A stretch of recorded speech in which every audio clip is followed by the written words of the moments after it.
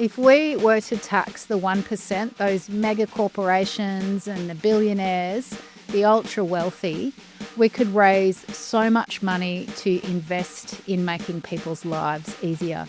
We could seriously invest in schools and hospitals so that folk have top quality public services no matter where they live, like they deserve to in this wealthy nation. One for mum, one for dad, and one for the country. And there has never been a more exciting time to be an Australian. Budgets are about choices, Fran, and you show what you value through the choices you make. This is coal. Don't be afraid. Don't be scared. The Treasurer knows. I want an economy that works for people, not the other way around. We'll just end up being a third-rate economy, a banana republic. Just follow the money. G'day, and welcome to Follow the Money, the Australia Institute's podcast which explains economics, politics and policy in plain English. I'm your host, Ebony Bennett. Australia is meant to be the land of the fair go, a country where everybody has a chance of success if they're willing to work hard. Of course, that's never really been true, not for everyone at least. Race, gender, religion and socioeconomic status have been persistent barriers to success since colonisation. But in Australia today, government policies on housing, resources, corporate tax and more really favour the ultra-rich. And it's this system that allows a select few to accumulate colossal wealth, while far too many Australians struggle to put a roof over their heads or pay for the essentials. But it doesn't have to stay this way. In the words of former Prime Minister Julia Gillard, budgets are about choices.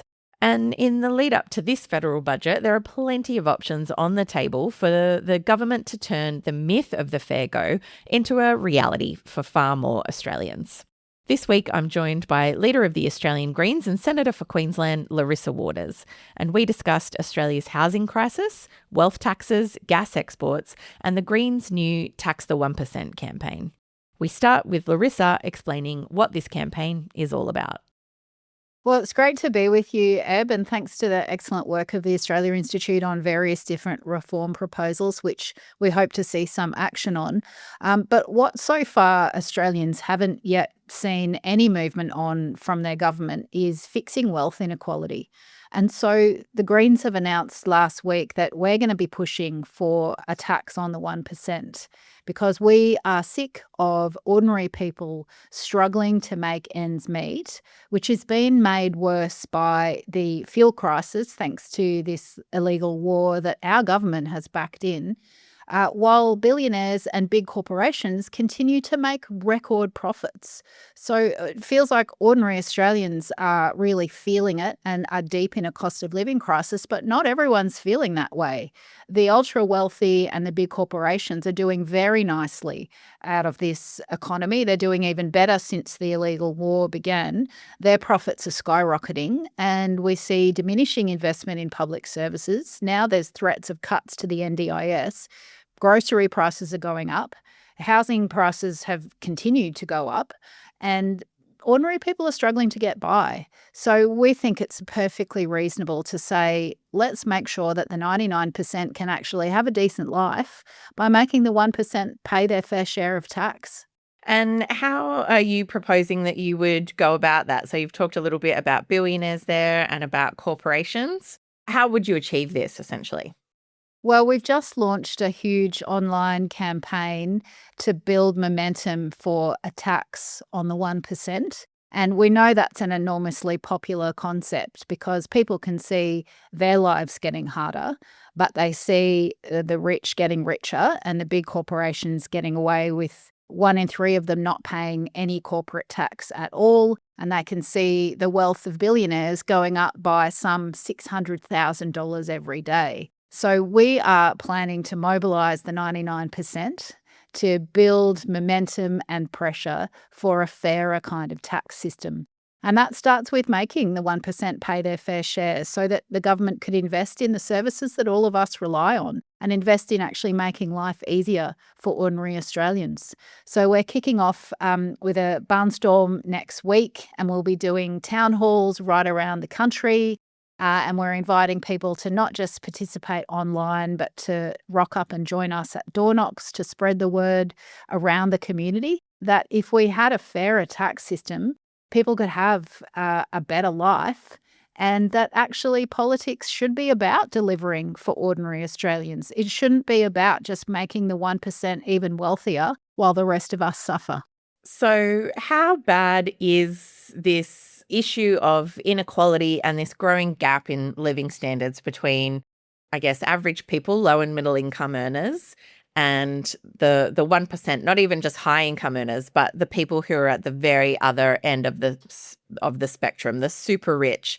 Is Australia kind of getting towards the United States and the level of inequality that they have? What's the picture look like for Australia? Look, if we don't take action now, we're going to end up like the US, where wealth inequality is completely baked in and where homelessness is utterly entrenched and where our school and hospital services are just not accessible in a timely manner for ordinary people. So I don't think Australia wants to end up like America, certainly not America under Donald Trump.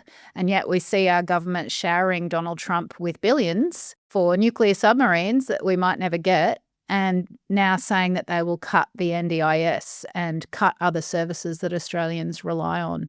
So I think the statistics are pretty clear, Ebony. We've seen of the 161 billionaires in Australia, they're adding $29,000 to their wealth every hour. And that's like over $500,000 every single day. And we also know that corporate profits have doubled in the last decade. So in that decade where houses have become increasingly unaffordable and where ordinary people are really struggling to even stay even, let alone get ahead, corporate profits have doubled. So it's pretty clear the system is working as it was designed. It was working for the 1%. It was designed by the 1%. It's working very nicely for them. But the 99% are getting further and further behind, and it doesn't have to be that way. We are not America. We can have a system that works for the community. And if we try to get those corporate and ultra wealthy tentacles off our decision makers, we have a chance at having some equitable reform that actually says people deserve a system that works for them and people deserve services that are funded by a tax on the ultra wealthy, the 1%, so that everyone else can have a decent life. Extreme wealth is always an extreme power. It's the power to influence the prevailing ideology by buying newspapers, TV channels, radios. So what we're seeing in this cost of living environment at the moment is people are looking at who's doing what, who's paying what, and they're seeing a small group of people get away with murder in the tax system. It's the power to influence elections. It's the power to influence policymakers. So it's absolutely imperative for the future health of democracy, but also for the future health of democratic economies, that we get a progressive tax system in place that makes those at the top pay their fair share.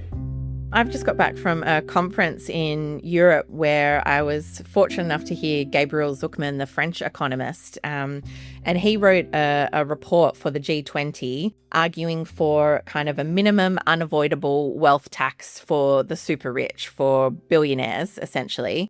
And his point is that because they earn their money from wealth and not from income, they pretty much disappear entirely from the income tax system.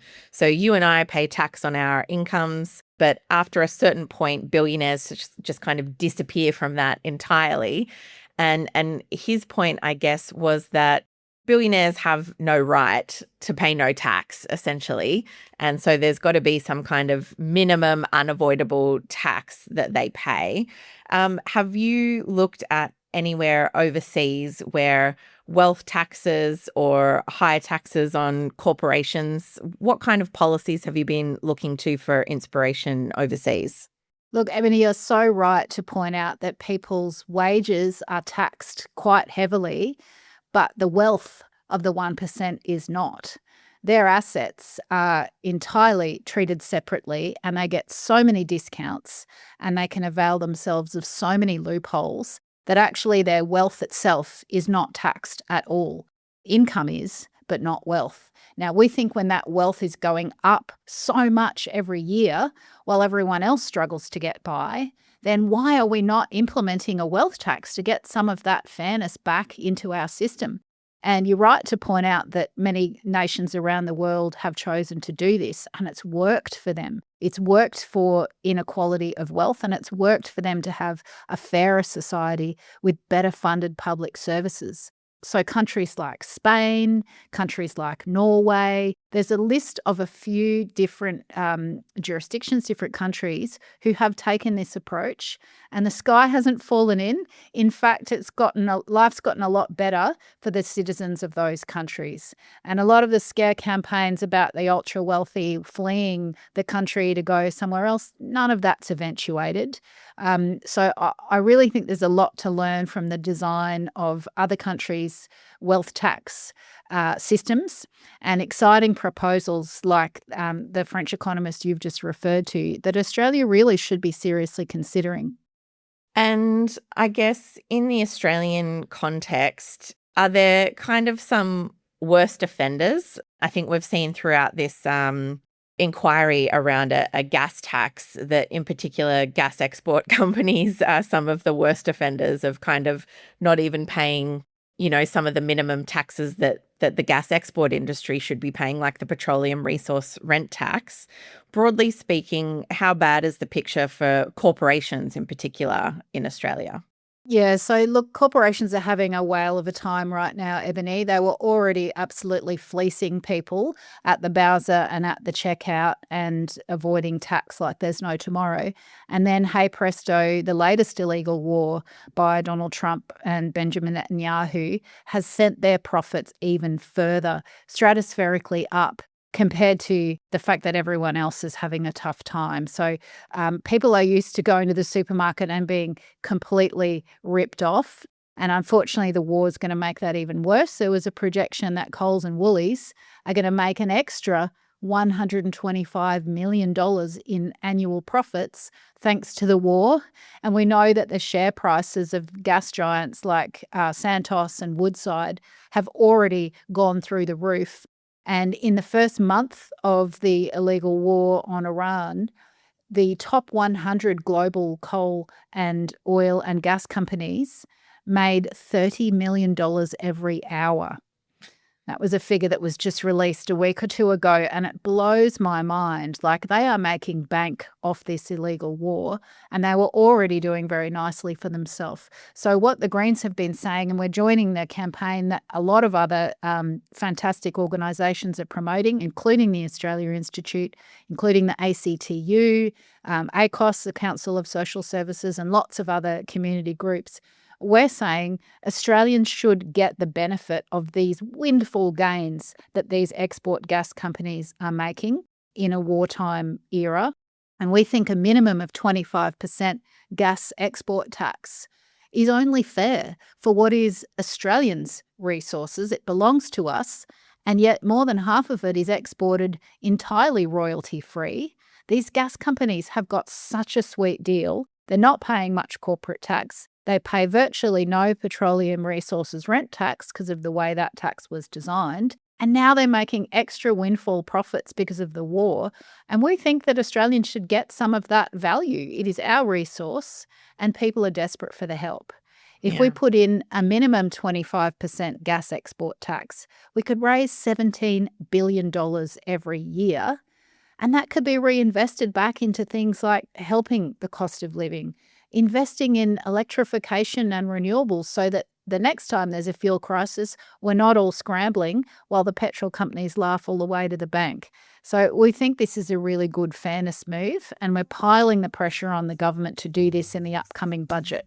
In the national interest, just do it and stop the crap that the Australian public have put up with for decades now in respect of the taxation of Australia's finite natural resources. We're about to hear that the global economy is going through a shock, and we have to tighten our belts because something that happened overseas is making everything more expensive for us, and we're about to be told that we can't afford anything. Except when we look at what we are as a nation, lots of resources that we all collectively own, we know it not to be true. We've got the gas industry saying, oh, if you listen to Richard, you'll miss out on lots of tax. Don't listen to Richard. You'll get a lot more tax if you don't listen to Richard. The idea that gas executives want to pay more tax and that somehow I'm trying to trick the Parliament. It's their job to pay as little as tax as they can. So the Greens are chairing a Senate Select Committee on taxing gas, which has had hearings this week. What have you made of those hearings so far? Has anything stuck out to you?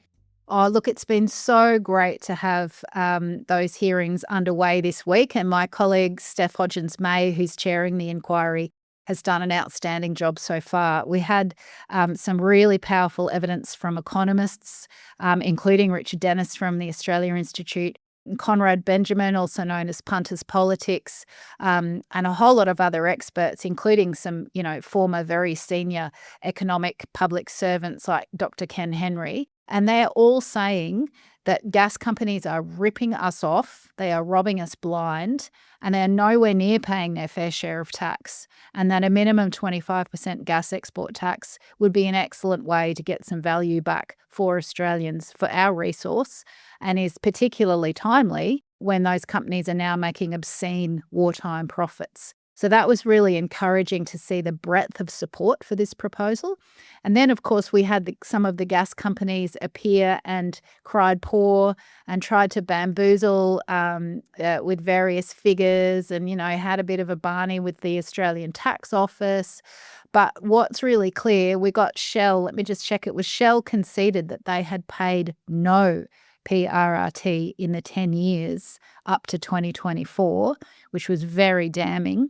And we had gas companies, including Origin and Conoco, confirm that if there was a gas export tax imposed, they would have to wear that off their own profits. They wouldn't be passing that on to the consumer. So this notion that somehow it will impact trade relations revealed as an absolute furphy. So there is no good reason not to tax export gas. A 25% proposed tax on gas. Now, that will just stop oil and gas coming out from under the ground at a time when we need it more than ever. The prescription that David is suggesting would kill the Australian gas industry. If we don't get that right, we won't just lose jobs in the oil and gas industry, we'll lose jobs across all industry. Larissa, I did want to put to you some of the critiques, I guess, of the gas tax. And I think in particular, we've heard the new Liberal Party leader, Angus Taylor, suggest that, some kind of export tax would literally close down the industry. How much stock should people put in those kind of critiques? Well, what a crock of an argument. We hear every time some new proposal to tax the big corporations is made, they freak out and claim that the sky will fall in, that this will shut down industry, they'll all go offshore. It is rubbish. It is absolute rubbish. And if you look, for example, at Norway, which taxes its resources quite heavily and appropriately so, the industry hasn't fallen in there. And in fact, there are new proposals for resource extraction being made even now. So it is perfectly clear this is an industry talking point to try to kill reform. And I think for ordinary people, when they understand that a nurse pays more on their income tax than a gas giant like Santos does in tax, something's got to change. Yeah. In particular, Santos, I noted, paid no company tax despite making over $8 billion in sales. It was the 10th year in a row that they'd paid no company tax. I guess that's the heart of trying to of what this Tax the 1% campaign is essentially trying to get to, right? Like, how can we be in that position where you can have $8 billion in sales and be paying no tax? Like, something's gone wrong there. Oh, completely. But it's going so right for the gas companies who had a hand in writing our tax laws and now pay accountants to exploit every single loophole so that their billions and billions in profit is all going into their back pocket and none of it's being shared with the Australian people. It is so unfair. And I think if you're a nurse or if you're a plumber or even if you're a doctor, when you're paying more on your income than a super wealthy multinational gas corporation is, it's pretty clear that the tax system is cooked. And it's unfair and it needs reform. So we know 1 in 3 big corporations pay zero company tax because of those massive loopholes and because those loopholes were designed to be exploited. And 1 in 3 big companies paying no tax is not fair. And when you add those additional resource taxes on, there are design flaws. Well, they were deliberate, but there are those petroleum resource rent tax, which was meant to be essentially a super profits tax on gas companies. They've got these super complicated deductions which allow losses to be carried over each year and which compound so that some of these companies will never pay resources rent tax. It's actually a joke. It's so ridiculously unfair. That's why we're saying let's just have a gas export tax of a minimum 25%. And let's have a tax on the wealth of the 1%. That's big corporations, that's billionaires, that's folk who are increasing their wealth in their sleep while everyone else is working their butts off. And in particular on gas, this is like the second global energy crisis we've had in like the last 4 years, essentially.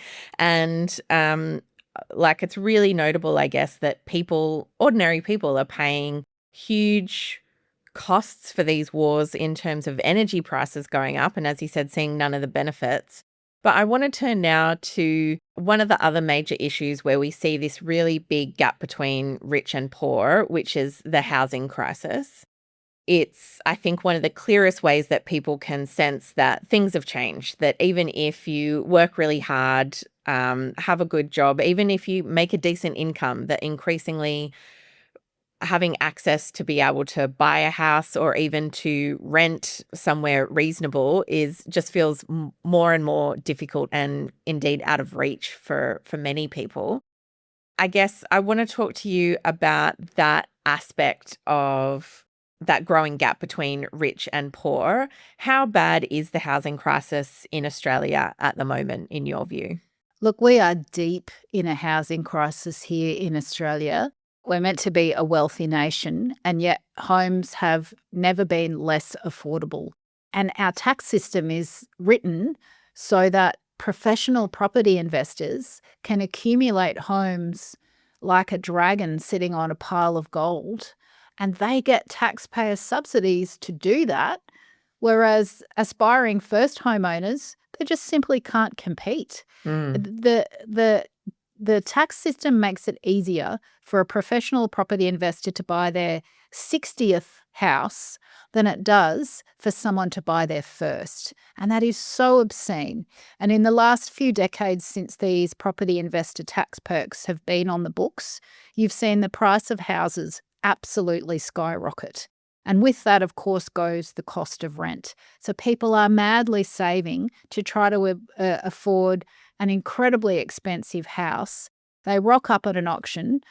They've barely scraped together a deposit because the rent keeps going up.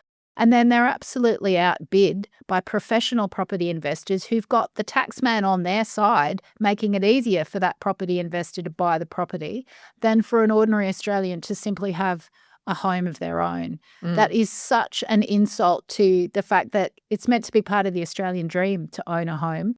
And I think you'll find I haven't been able to find a young person lately who thinks they can actually legitimately ever own a home and who is not struggling to keep up with rents that keep on rising. So we can fix this. We can fix this by saying we're not going to do these property perks for professional property investors anymore. They've had enough help. It's about time we actually made the housing system more equitable and got rid of those capital gains tax and negative gearing market distortions that are just absolutely concentrating unfairness. Along those lines, we have heard, I guess, speculation that the government might address, in particular, the capital gains tax discount in the May budget. How likely do you think that is? And I guess, can you talk about any other measures that the Greens put forward that would remove, I guess, those incentives for this to be, for housing to be treated like, a commodity rather than a roof over your head? That's right. Well, we think housing is a human right and shouldn't be treated as an investment class. And when you look at the figures, 60% of that capital gains tax perk goes to the top 1%. They do not need the help, and it's just pushing up house prices. So if we were able to get rid of that capital gains tax discount and limit those negative gearing perks, you would see enormous more equity in housing, and you could see ordinary Australians have a chance at home ownership. And there is some talk that the government is seriously considering this, and the Greens have been piling the pressure on this issue for many, many years now. And huge shout out to former Greens leader Adam Bandt and, of course, Max Chandler-Mather, my friend and colleague who used to represent Griffith. We really made housing affordability a focus, and the government's feeling that pressure. We've just run an inquiry into the capital gains tax discount, which is the most unfair tax that we have on the books. And my wonderful colleague, Nick McKim, who's our Treasury spokesperson, really put the feet to the fire of how unfair the capital gains tax discount really is, and revealed things like 60% of it's going to the top 1%. I think Australians have an expectation that their government will start working for them. And the budget's the chance for the government to finally stop delivering for the 1% and start actually delivering for ordinary Australians. And fixing those property investor tax perks is a really good place to start. If they squib this, then the Greens stand ready to replace them. Australians are fed up with their lives getting harder, while big corporations, the 1%, professional property investors keep getting richer, and everyone else can't even afford their groceries. So something's got to give. If we don't take action now, we're going to end up like America, and then our kids and our friends will never have a chance to own their own home. And nobody wants that, surely. That's something that government should be avoiding, not facilitating. So I want to talk now about the likelihood of these things coming out of the budget or in some kind of legislation. And just to get a sense, you've talked there about the Greens keeping pressure on the government. But just to be clear, the Labor government plus the Greens in the Senate is enough. We're not talking about that there's opposition here to passing any of these measures. To be clear, the Greens would support this kind of tax reform through the Parliament, and you plus the Labor government is enough to pass these kind of measures. Is that right?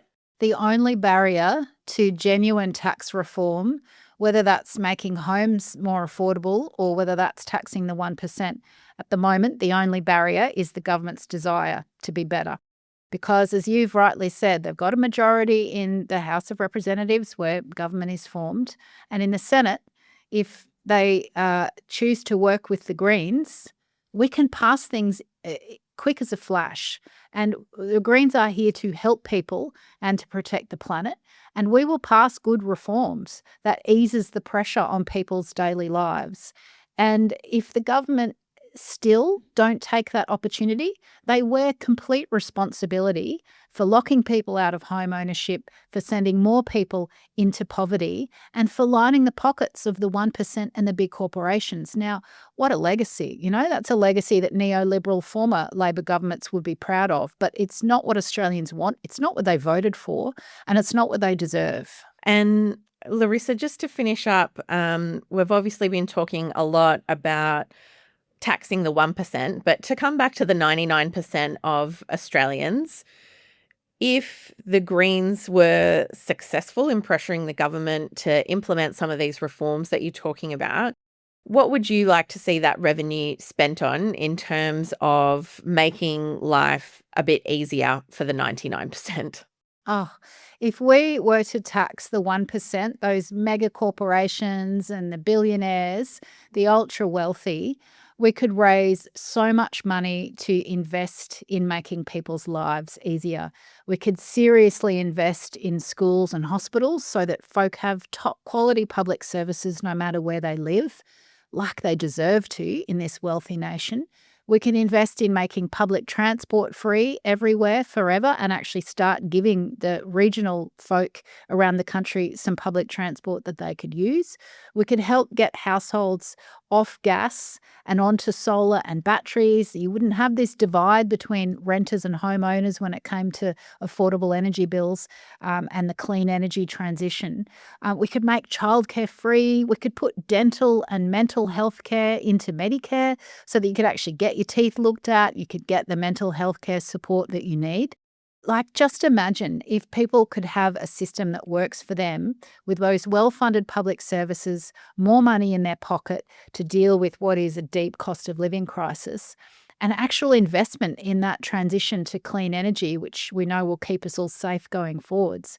That's the kind of world that people deserve to have and can have.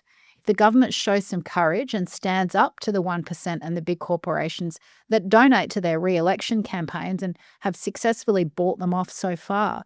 But if the government actually acts in the interests of Australians, we could have such a better life for everyone. And that's electric, that's motivating, and that's hopeful. And that's what drives us here at the Greens. So if folk want to have a look at our latest website, taxthe1%.com.au, and that's one with a digit, then you'll be able to see how your own income compares with the growing wealth of billionaires and the big corporations. And it might be the motivation that you need to get on board and help us build that momentum for a fairer society and a tax system that actually works for ordinary Australians. Thanks for joining us, Larissa. My pleasure, Ebony. Keep up the good work. Thanks for joining us this week. If you want to read more from our researchers on gas, housing, and much more, check out thepoint.com.au. The latest Vantage Point essay from Australia Institute Press is available for pre-order now.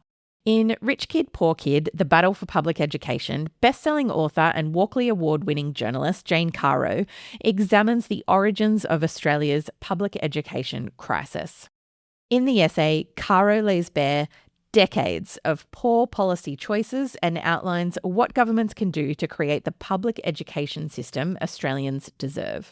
Available for $19.95, Pod listeners can get free shipping by using the code PODVP, that's PODVP, at checkout. And if one edition just isn't enough, make sure to subscribe to the Vantage Point series to get 4 editions every year for just $64.95. Visit australiainstitute.org.au/store to pre-order now. Our theme music is by Jonathan McFeet from Pulse and Thrum, with additional music from Blue Dot Sessions. I'm your host, Ebony Bennett. Thanks for listening.